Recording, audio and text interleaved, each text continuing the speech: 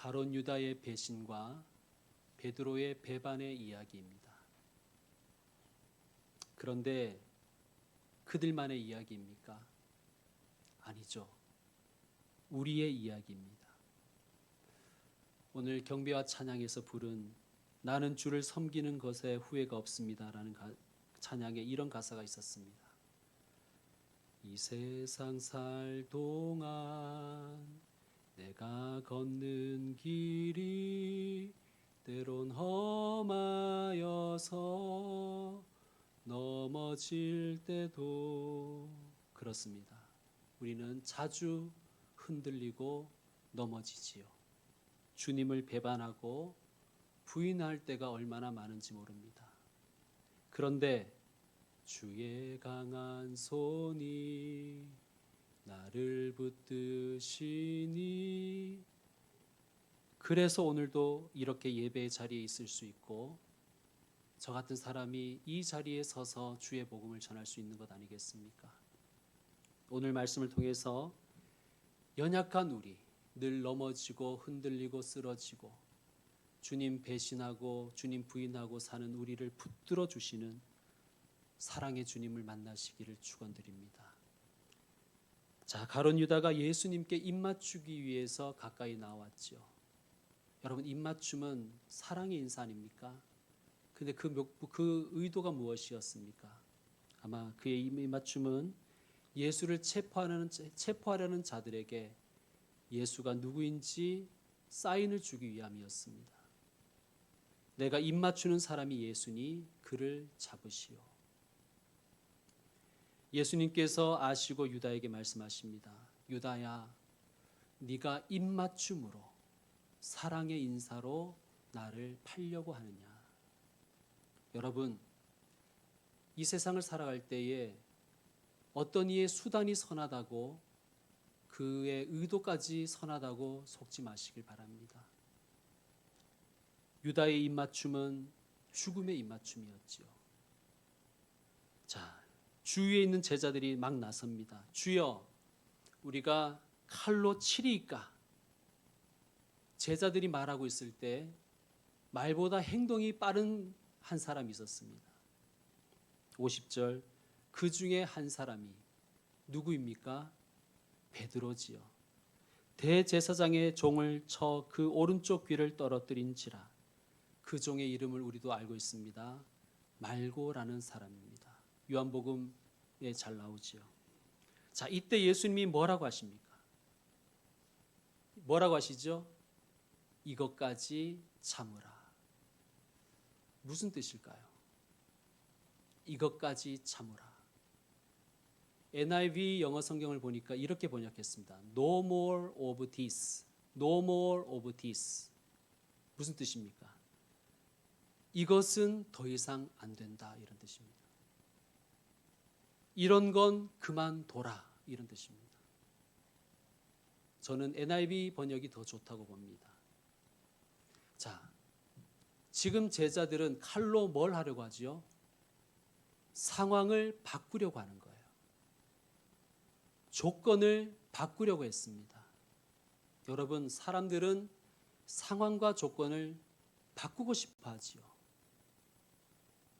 신앙인들도 별반 다를 건 없습니다. 신앙인들은 신앙을 가지고 주어진 조건과 상황을 바꿔보려고 합니다. 하나님, 흙수저인 나를 금수저로 만들어 주십시오. 이런 것이죠. 여러분, 그런데 참 신앙은요, 주신 것에 감사하며 사는 것입니다. 주신 것에 감사하며 사는 것이 참 신앙입니다. 여러분, 우리에게 자문해 보십시다. 내가 상황과 조건을 바꾸려는 것이 하나님의 영광을 위한 것인가, 아니면 나의 유익을 위한 것인가? 여러분, 예수님께 상황과 조건을 바꾸실 능력이 없으셨을까요? 병행 복문인 마태복음 26장 53절을 보면 예수님이 이렇게 말씀하십니다. 내가 내 아버지께 구하여 지금 당장 12군단도 더 되는 천사들을 보내시게 할 수 없는 줄 아느냐? 예수님께는 상황과 조건을 바꾸실 능력이 있으셨습니다. 군단이라는 것으로 번역된 헬라어 레기온이라는 이 단어는요, 로마의 군대 단위입니다. 우리로 치면 사단과 같아요. 한 군단은 보병 6천 명으로 이루어져 있습니다. 그러니까 12군단이면 몇 명입니까? 7만 2천 명이지요. 별로 놀라시지도 않는군요. 왜 그러냐면 우리는 이게 하도 뻥이 심한 중국 옆에 늘 살아서 그런지 우리는 이런 숫자에 너무 둔감해요. 중국은 뭐 심심하면 100만 대군이죠. 그죠? 조조의 100만 대군. 제가 역사를 전공했지 않습니까? 100만 대군은 말도 되지 않습니다. 100만 명이 한 줄로 늘어서면, 예를 들면 100만 명이 조선을 침공하러 온다 그러면 전선을 넘을 때까지 한 달 걸립니다. 이게 무슨 전쟁이 되겠습니까? 100만 명을 먹여 살리려면 취사병만 적어도 10만 명은 있어야 됩니다. 당시에 뭐 수도가 있었겠어요? 가스가 있었겠어요? 뭐가 있었겠습니까? 뭐 병참은 말할 것도 없습니다. 우리나라 국군도 지금 현재 약 50만이라 그러죠. 대군입니다. 그 50만 우리 다 모일 수 있을까요, 여러분? 뭐 모인다 해도 어디에 모이겠습니까? 50만 명이. 로마 12군단이면 한 나라를 초토화시킬 수 있는 규모였습니다. 예수님이 말씀하시는 거예요. 얘들아, 내가 상황과 조건을 바꿀 힘이 없어서 가만히 있는 줄 아느냐? 내가 그렇게 하면 세상 나라와 나의 나라가 뭐가 다르겠느냐? 그런 뜻입니다. 지난 주일 본문인 42절을 여러분 한번 읽어 주십시오. 42절 시작.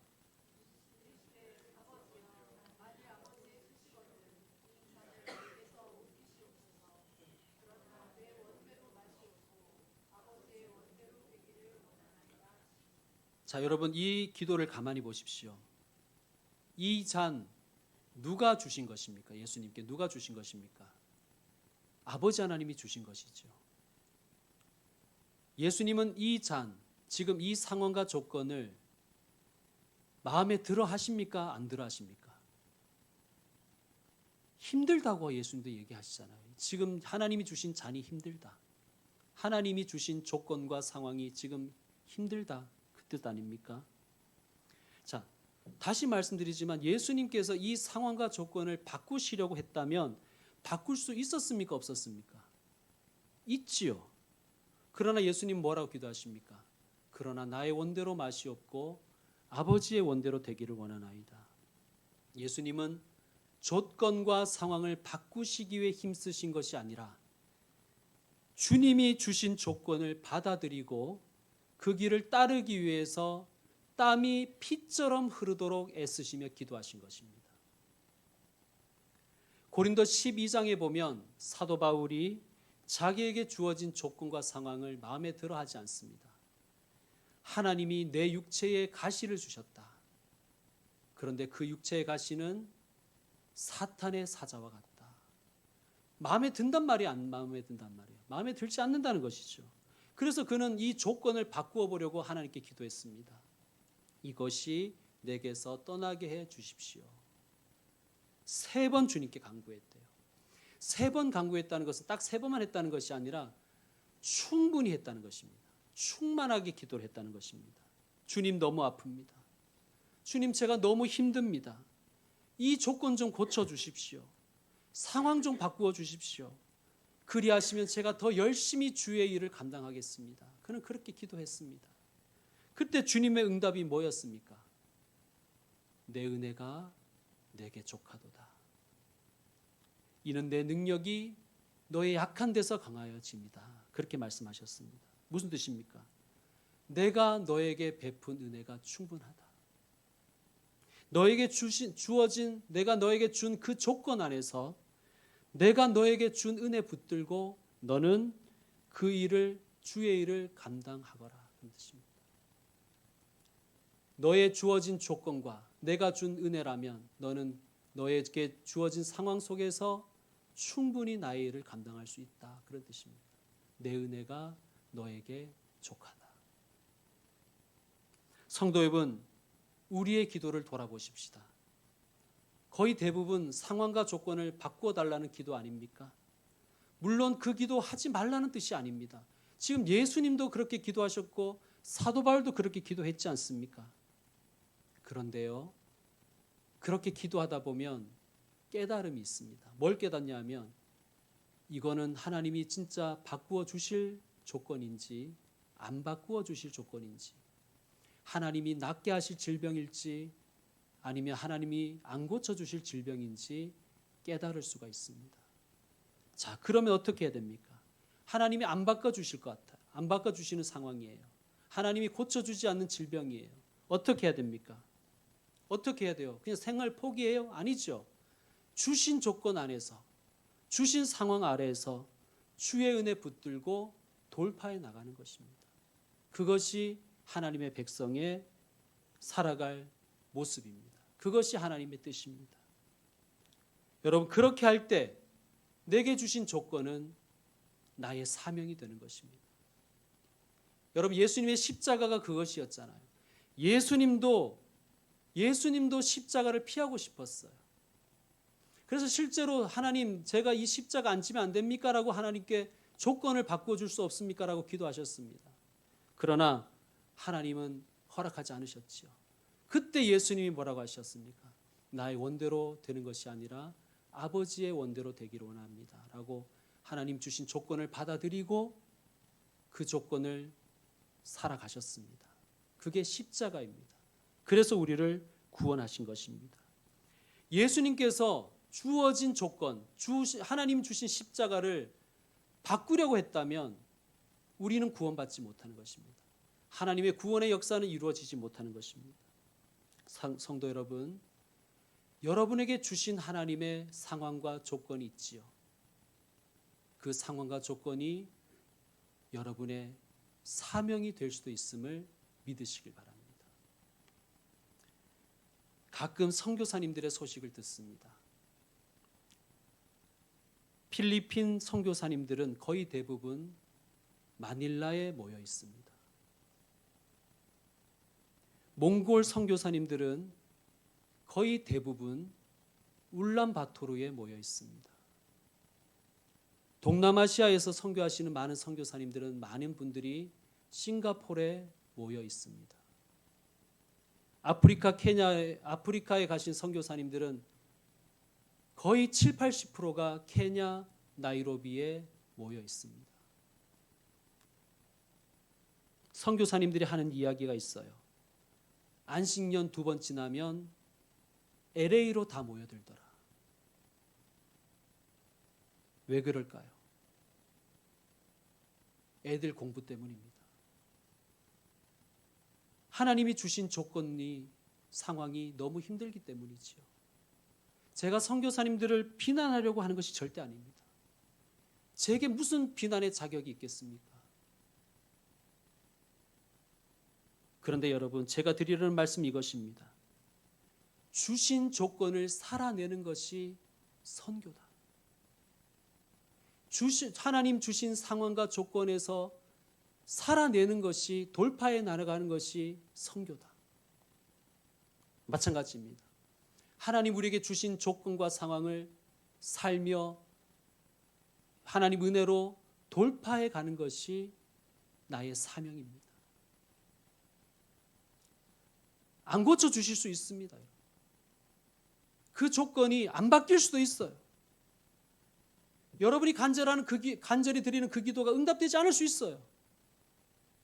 어떻게 해야 됩니까? 그 조건 아래서 받아들이고 살아가고 돌파해 가는 것입니다. 여러분, 그러다 보면 어떻게 되느냐? 그러다 보면요, 능력이라는 게 생겨요. 능력. 여러분, 능력은 뭐예요? 능력. 문제 해결하는 것이 능력이에요. 여러분, 주신 조건을 바꾸고 안락한 것 찾고 평탄한 것 찾고 그렇게 살면요, 절대 실력이 생기지 않지 않습니까? 온실 속의 화초에게 무슨 실력이 있겠습니까? 여러분, 하나님께서 아브라함에게 이렇게 말씀하시죠. 내가 내게 지시할 땅으로 가라. 지시할 땅으로 가라 하셨습니다. 여러분, 우리가 아는 것처럼 그 길이 평탄했습니까? 평탄하지 않았죠. 너무너무 힘들었어요. 하나님이 주신 길을 걸어가는데 너무 많은 고난이 있었던 거예요. 그런데 중요한 것은 그 길을 통해서 아브라함에게 실력이 생겼잖아요. 그래서 그는 믿음의 조상이 된 것 아닙니까? 마찬가지입니다. 하나님 우리에게 주신 조건과 상황들이 있습니다. 그 조건과 상황을 바꾸기보다 오히려 받아들이고 그 길을 살아갈 때, 믿음으로 돌파해 나갈 때 하나님이 우리에게 원하시는 실력이 생긴다는 것입니다. 여러분, 우리는 참 치사하지요. 그래서 기도도 정말 치사하게 드립니다. 여러분, 우리가 대부분 이런 기도를 많이 합니다. 주님 뜻대로 인도해 주세요. 근데 이 기도는 되게 괜찮은 기도처럼 보이지만 책임 회피하려는 마음이 깔려 있습니다. 그럴 때가 많지 않습니까? 주님께서 어려운 조건을 주시지만 안 좋은 것만 주시진 않지 않습니까? 어려운 조건을 주셨지만 하나님은 지혜도 주시고 경험도 주시고 말씀도 주시고 판단력도 주시고 동료도 주시지 않습니까? 그런데 우리는 자꾸만 하나님께 다 떠넘기려고만 합니다. 여러분, 하나님 주신 조건을 받아들이시고 기도하시며 판단하시고 도전해 가시기 바랍니다. 물론 틀릴 때도 있지요. 그런데 여러분, 우리가 잘못된 길로 갔다고 해서 다 끝입니까? 아닙니다. 운전하다가 길 잘못 들면 끝나는 거예요? 아니지요.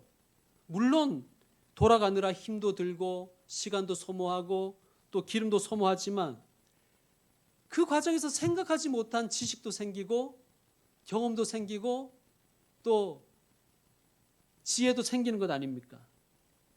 여러분, 의도하지 않았는데 아니면 여행 중에 길을 잃었는데 생각하지 못한 맛집을 발견하기도 하잖아요. 여러분, 그게 인생의 여정 아닙니까? 여러분, 틀릴 수 있습니다. 그러나 계속해서 걸어가십시오. 우리가 상상하지 못했던 하나님의 은혜의 맛집을 발견하실 것입니다. 100% 올바른 선택하는 사람이 어디 있겠습니까? 넘어질 수 있습니다. 실패할 수 있습니다. 두려워하지 마십시오. 여러분, 이렇게 생각하십시오. 내가 틀리는 것도 하나님의 인도하십니다. 내가 틀리는 것도 하나님의 인도하십니다. 그렇게 인정하면 마음이 넓어집니다. 하나님이 우리와 함께 하십니다. 에스겔 16장 6절에 이런 말씀이 있습니다. 너는 피투성이라도 살아있으라. 너는 피투성이라도 살아있으라.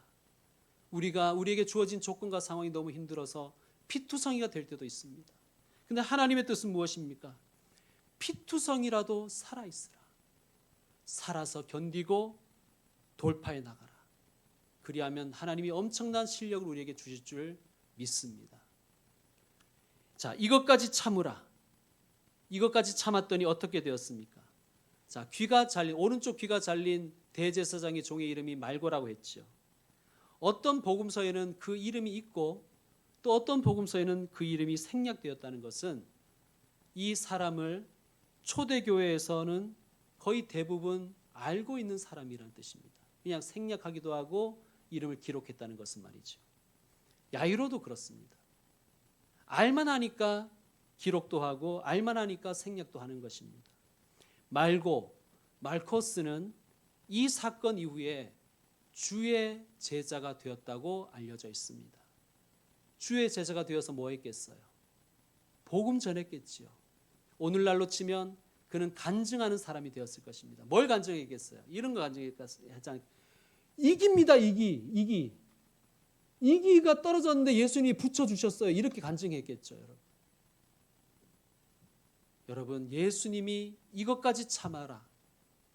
예수님이 참자 한 사람이 구원받았고 그가 구원의 사역자가 된 것입니다. 구원의 동력자가 된 것입니다. 여러분, 예수님의 첫 번째 기적이 뭡니까? 물로 포도주 만드신 것이죠.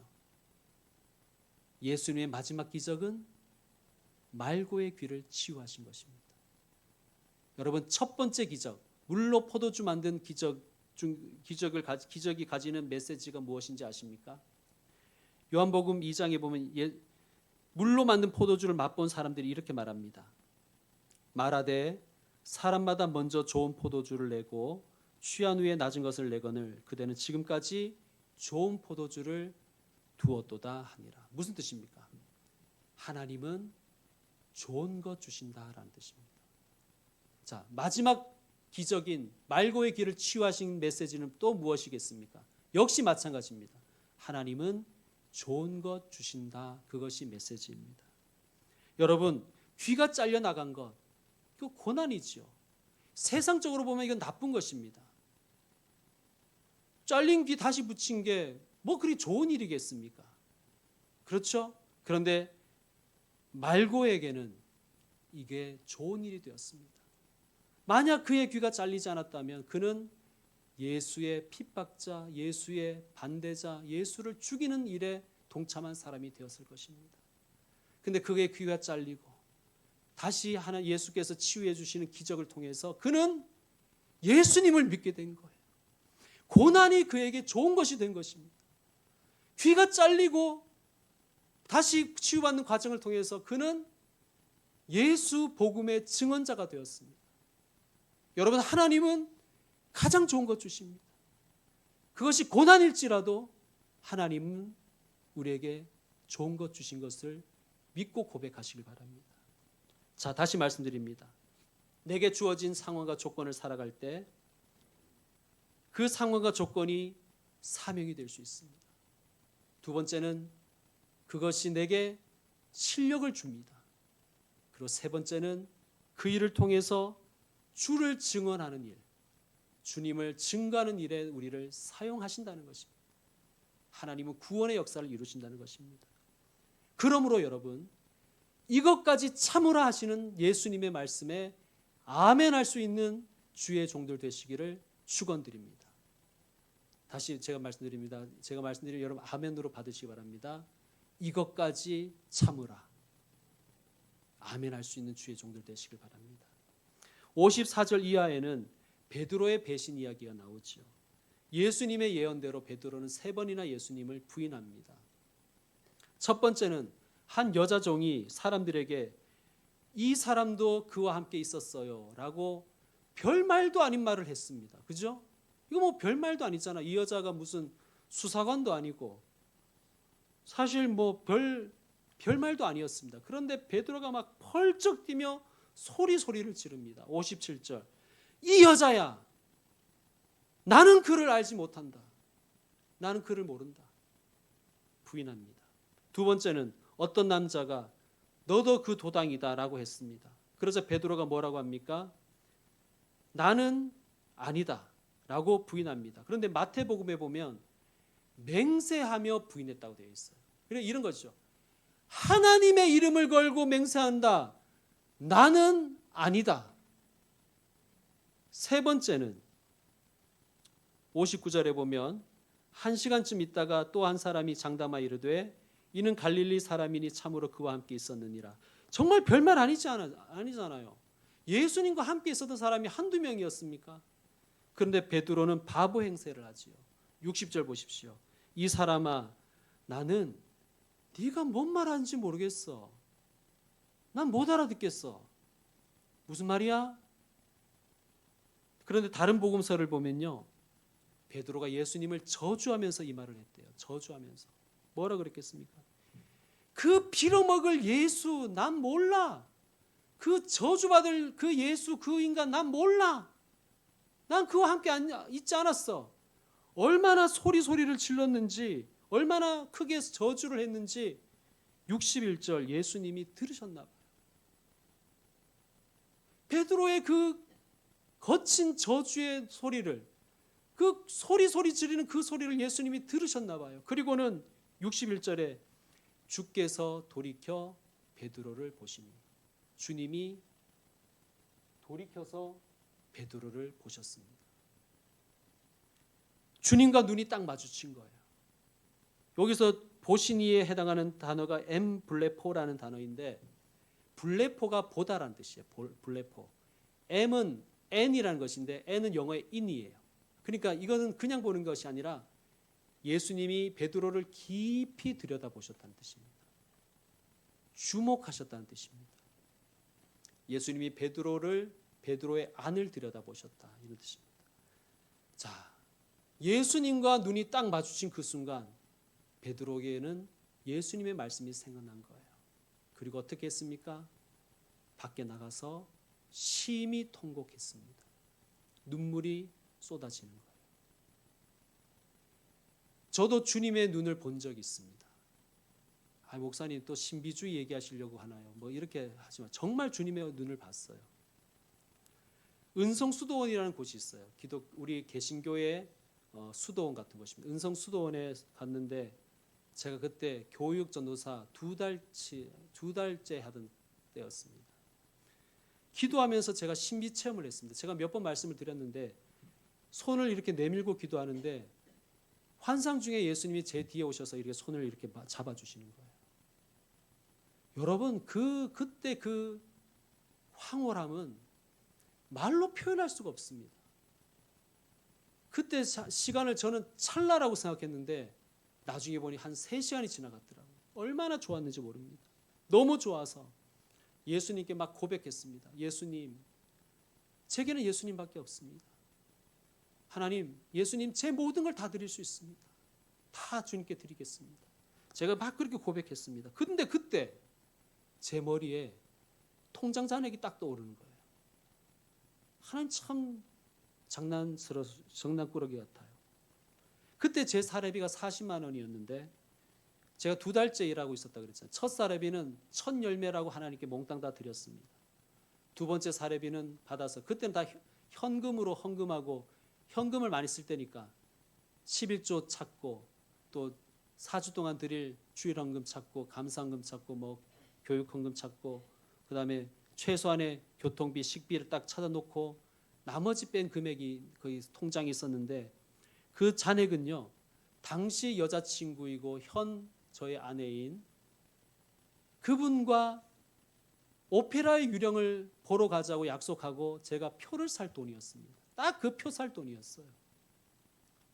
그걸 예수님이 딱 제게 생각나게 하시는 거예요. 제가 뭐라고 했습니까? 주님 한 분이면 됩니다. 제가 다 드리겠습니다. 주님 다 받으십시오. 이랬는데 그게 또 그 돈이 딱 생각나는 거예요. 야, 너무한다는 생각이 드는 거예요. 벼룩에 간을 내먹지. 주님 이걸 원하세요 하면서 제가 뒤를 돌아봤습니다. 그때 그 순간 저는 예수님의 눈을 보고 말았습니다. 예수님이 저를 보고 계시는 거예요. 얼마나 부끄러웠는지 모릅니다. 주님만 있으면 돼요. 다 드릴게요. 뭐 아무것도 필요 없어요. 막 그랬던 제 자신이 너무너무 부끄러운 거예요. 그때 마치 수도꼭지를 틀어놓은 것처럼 제 눈에서 눈물이 막 솟아나는 거예요. 여러분, 그때 제가 완전히 고꾸라졌습니다. 그때 저는 깨달았어요. 인간의 결심, 인간의 결단 혹은 훈계로 사람이 변하는 것이 아니구나. 주님의 눈을 만나면 변화되는구나. 그때 제가 깨달았습니다. 여러분, 그때 예수님의 눈빛은요, 네가 그렇지 뭐 이런 눈빛은 아니었어요. 예수님이 막 야 이 쪼다야 하는 그런 눈빛은 아니었어요. 예수님의 눈빛은 이런 것이었습니다. 괜찮아. 그냥 아무것도 안 해도 돼. 너 그냥 나와 함께 있으면 돼. 그런 눈빛이었어요. 여러분, 저는 문득 지금도 그 눈이 생각납니다. 특별히 제가 막 외식 떨고 위선 떨 때마다 그 눈이 생각나는 거예요. 그때 내가 하나님 앞에 외식했던 거, 막 하나님 앞에서 위선 떨었던 것이 막 생각나는 거예요. 또 언제 주님의 눈이 생각나냐 하면 뭔가 막 분주하게 사는데 주님과 자꾸 멀어지고 있을 때 주님의 눈이 생각나는 거예요. 그리고 목사라고 하면서도 그냥 뻘짓하고 있을 때 주님의 눈이 생각나는 거예요. 아프다고 주님 원망하고 있을 때 주님 눈이 생각나는 거예요. 괜찮아. 너 그냥 있으면 돼. 나와 함께 머물면 돼. 그 눈이 생각나는 거예요. 그때마다 눈물이 솟고 그때마다 통곡이 나오고 그래서 다시 일어나는 거예요. 성도 여러분, 제가 베드로입니다. 여러분은 어떻습니까? 여러분도 베드로 아닙니까? 베드로는 3번 예수님 부인했는데 여러분은 몇 번이나 예수님 부인하셨습니까? 예수님 모른다. 모르는 사람인 것처럼 성경책도 자신 있게 못 들고 다니고 꼽을 치고 성경책 들킬까 봐 제일 작은 성경책 사서 쓰고 누가 너도 교회 다니냐 그 말 할까 봐 두려워서 어디 가서 기독교인이라는 말도 안 하고 외식하고 위선 떨고 뭔가 뭐 분주하게 사는 것 같은데 주를 위해 하는 건 아무것도 없고 여러분 우리도 그렇게 살고 있지 않습니까? 베드로만이 아니라 저와 여러분 우리 모두가 다 베드로 아닙니까? 맨날 주님 배신하고 부인하지 않습니까?